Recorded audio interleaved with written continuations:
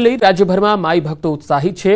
પાવાગઢમાં મોટી સંખ્યામાં માઈ ભક્તો ઉમટી પડતા હોય છે, ત્યારે તંત્ર અને મંદિર ટ્રસ્ટ દ્વારા તમામ તૈયારીઓને આખરી ઓપ આપી દેવાયો છે। મંદિર ટ્રસ્ટ દ્વારા પ્રથમ નોરથી જ ભોજનશાળા અને વિશ્રામ ગૃહો ભક્તો માટે ખુલ્લા મુકાશે। રોપવે અને મંદિર ખોલવાના સમયમાં પણ ફેરફાર કરવામાં આવ્યો। શાંતિથી બધા દર્શન કરી શકે એવી વ્યવસ્થા ટ્રસ્ટ દ્વારા કરવામાં આવી છે। સફાઈથી લઈ સુરક્ષા અને મેડિકલ હેલ્પ આ પણ બધી વ્યવસ્થાઓ ટ્રસ્ટ દ્વારા ગોઠવવામાં આવી છે। પરિક્રમાનો ભવ્ય પ્રારંભ થયો। પ્રથમ દિવસે મોટી સંખ્યામાં શ્રદ્ધાળુઓ ઉમટી પડ્યા। 21 કિલોમીટરની પંચકોશી પરિક્રમા દરમિયાન ભક્તો માટે તમામ સગવડો કરવામાં આવી। તંત્ર દ્વારા કરાયેલી વ્યવસ્થાઓને લઈને લોકોએ સંતુષ્ટિ વ્યક્ત કરી। પરિક્રમા કરવામાં સહેજ પણ તકલીફ નથી પડી। અમે ખાલી 3 થી 4 કલાકમાં અમે લોકોએ પરિક્રમાને પૂર્ણ કરી છે। જેવી વ્યવસ્થા કુંભમાં હતી એનાથી પણ કદાચ સારી વ્યવસ્થા અમે અહીંયા જોઈ છે અને અમે લોકોને એવું કહેવા માંગીએ છીએ કે પબ્લિક અહીંયા આવે અને મા નર્મદાના આશીર્વાદ લે।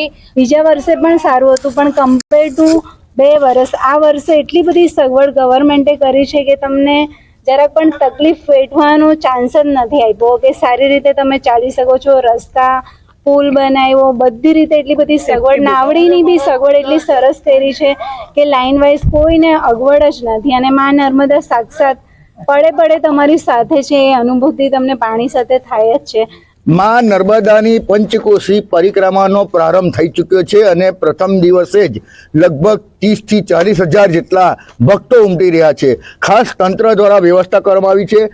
જે કીડી મકોડી ઘાટથી રેંગણ ઘાટ છે, એ રેંગણ ઘાટથી કીડી મકોડી ઘાટ પર 50 થી વધુ બોટો મૂકી દેવામાં આવી છે। આ બોટ દ્વારા નદી પાર કરી અને કીડી મકોડી ઘાટે આ જે ખાસ પરિક્રમા છે જે પૂર્ણ કરી દેવામાં આવે છે। 21 કિલોમીટરની આ ચાલનારી પરિક્રમા જે છે એ 1 મહિના સુધી ચાલશે।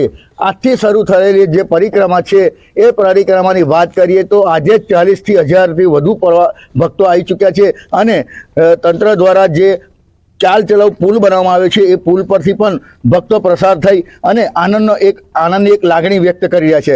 ખાસ કહી શકાય કે જે પ્રશાસન દ્વારા આ વખતે મિની કુંભમાં જે હોય એમ આ નર્મદા પરિક્રમાને નામ પણ આપવામાં આવ્યું છે।